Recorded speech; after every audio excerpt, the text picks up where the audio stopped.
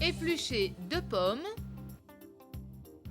les couper en 4, retirer les pépins et les émincer. Émincer les échalotes et l'oignon en rouelles de même grosseur que les pommes et laisser les gousses d'ail pelées entières. Peler et laver les pommes de terre, les égoutter, les émincer, les laver. C'est important de bien laver les pommes de terre. C'est important de bien laver les pommes de terre. Et là, il y a une précaution à prendre. Et là, il y a une précaution à prendre.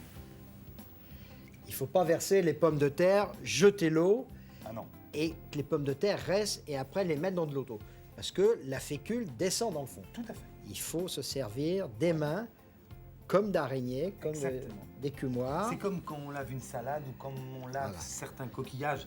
Le sable, la terre et là, la fécule reste au fond. Et si on ne prenait pas cette précaution-là, ben, ça ne servirait à rien. On remettrait toute la fécule sur les pommes de terre.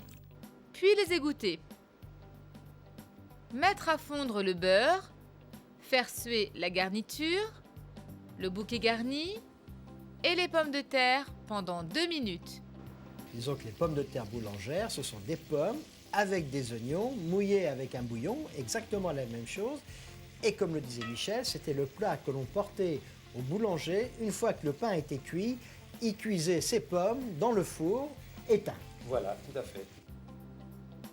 Mouiller avec le bouillon de volaille, saler légèrement, poivrer, porter à ébullition, puis ajouter l'andouille de vire, couvrir et cuire pendant 30 minutes. Retirer l'andouille et le bouquet garni, puis tailler l'andouille de vire en grosses tranches épaisses.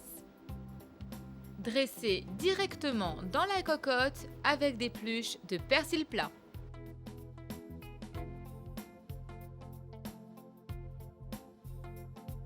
Pour 4 personnes, une andouille de vire, 2 pommes Boskop, 4 pommes de terre, un oignon, 4 échalotes, 4 gousses d'ail, un bouquet garni, quelques pluches de persil plat, 50 g de beurre, 4 décilitres de bouillon de volaille, du sel et du poivre du moulin.